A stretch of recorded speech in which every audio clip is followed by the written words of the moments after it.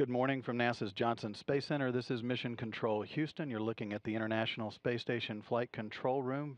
From the back of the room, looking across the consoles, team of flight controllers watching over all of the systems once again today, Wednesday, March 14th, 2012, as the team watching over the shoulders of the crew on board the International Space Station today.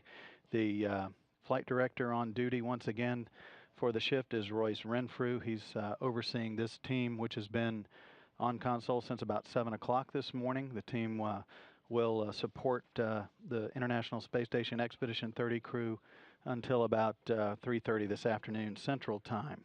He's joined on console today by Hal Getzelman. Hal is serving as the spacecraft communicator, the CAPCOM, providing all of the voice link between the flight control team and the crew aboard the International Space Station. The ISS is currently tracking into an orbital sunrise as it heads across the upper Midwest of the United States, just about to head across Montana, North Dakota, and then out across portions of Canada before swinging out across the North Atlantic for a pass across the North Atlantic and then down across northwestern portions of Africa, crossing the coast of Morocco. From this vantage point, the station is circling the Earth every 92 minutes at an altitude of about 240 statute miles, offering an orbital sunrise and sunset to the crew on board the station about every 45 minutes or so. That crew made up of Expedition 30, six-member crew, commanded by astronaut Dan Burbank. His two colleagues that arrived at the station back in November of 2011 are Anton Shkaplerov and Anatoly Ivanishin, two Russian cosmonauts. Those three have been aboard the station now for 121 days. They've been in orbit for 123 days. They plan to return home in late April. The other three crew members that make up Expedition 30, Russian cosmonaut Oleg Kononenko and astronaut Don Pettit, along with André Kuipers from the Netherlands. Those three crew members have been aboard the station for 83 days today, and they've been in space for 85 days.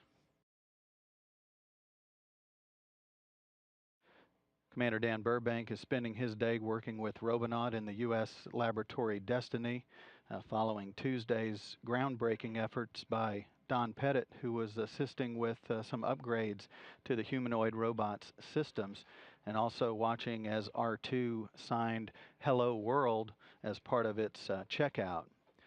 Pettit today, Wednesday, focuses on medical experiments and in-flight maintenance activities associated with routine hardware and other equipment that is part of the elaborate environmental control and life support system on board the station. Kuipers focuses today on human research support equipment, including the tissue equivalent proportional counter, relocating the maintenance work area of the station, and installation of a support cable for the cell biology experiment facility.